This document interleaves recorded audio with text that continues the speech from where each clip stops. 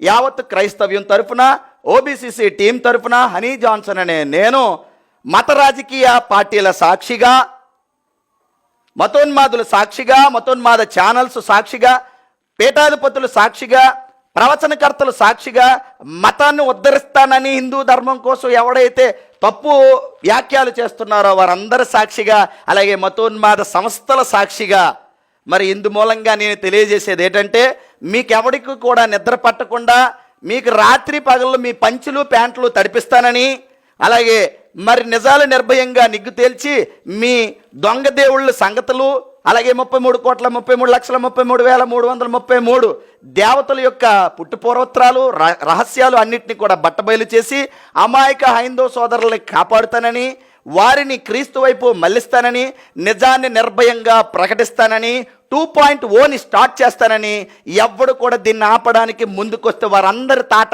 తీసేస్తానని ఇందు మూలంగా తండ్రి, కుమార, పరిశుద్ధాత్మ నామంలో విజ్ఞప్తి చేయుచున్నాను.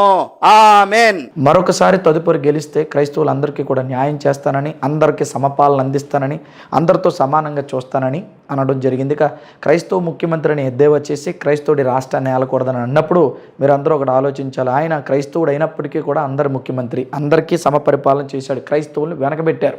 అయినప్పటికీ కూడా క్రైస్తవుల్ని అందరితో కలిపి సమానంగా చూస్తారని ఈసారి మరలా ఆయన్నే ముఖ్యమంత్రి చేయాలని క్రైస్తవులు అందరూ అనుకుంటున్నారు. అందులో నేను ఒకడిని. మరి మేమందరూ చేయవలసిన పని అంతా చేస్తున్నామండి. ఖచ్చితంగా మీరు మరలా రెండోసారి ముఖ్యమంత్రి అయి ఈ యొక్క రాష్ట్రాన్ని పరిపాలించడానికి దేవుడు మిమ్మల్ని దీవించాలని ప్రార్థిస్తున్నాం.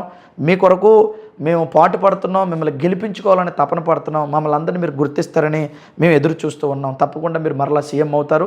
మరి అందుకోసమే మేము ముందుకు వచ్చామండి. మరి ఇలాంటి పొత్తు పార్టీలు ఏవైతే ఉన్నాయో వారి కొరకు ఖచ్చితంగా మరి నిజాయితీ కలిగిన, నిజాయితీ ఓట్లు వేయడానికి సిద్ధపడిన ప్రతి ఒక్కరూ కూడా ఈ మూడు పొత్తుల్ని